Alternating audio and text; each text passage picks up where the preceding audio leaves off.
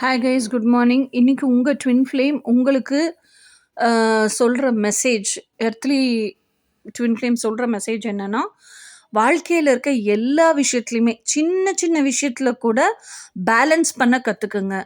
நீங்கள் எவ்வளோ கொடுக்குறீங்களோ அவ்வளோ ரிசீவ் பண்ணுவீங்க. எவ்வளோ ரிசீவ் பண்ணுறீங்களோ அந்த அளவுக்கு கொடுங்க. So that you grow with love and you March forward in love. அந்த அபெண்டன்ஸ் அப்படிங்கிறது உங்களுக்கு நிறைய தேடி வரும்.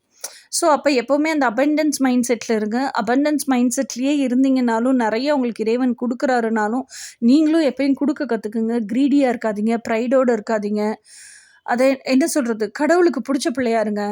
So this is what is your twin flames message for you. அப்போ சின்ன சின்ன நிகழ்வுகளில் கூட வாழ்க்கையில் அன்னாடம் காலையிலேருந்து நைட்டு வரைக்கும் நடக்கிற எல்லா விஷயத்துலையுமே be aware, be with consciousness. எல்லாத்தையுமே பேலன்ஸ் பண்ண கற்றுக்குங்க. எப்போவுமே சென்டரில் இருக்க கற்றுக்குங்க. Stay always grounded. எப்போவுமே பேலன்ஸ்டாகவும் இருங்க. சேரிட்டி நிறைய பண்ணுங்கள். சேரிட்டினா பாத்திரம் மருந்து பிச்சை எடுங்க. உண்மையிலே யாருக்கு தேவை இருக்கோ அவங்களுக்கு கொடுங்க. அப்படிங்கிறது தான் உங்கள் ட்வின் ஃப்ளேமோட மெசேஜ் இன்னைக்கு. இனி நாளைக்கு என்ன மெசேஜ்னு நாளைக்கு பார்ப்போம். அன்டில் தென் பாய்.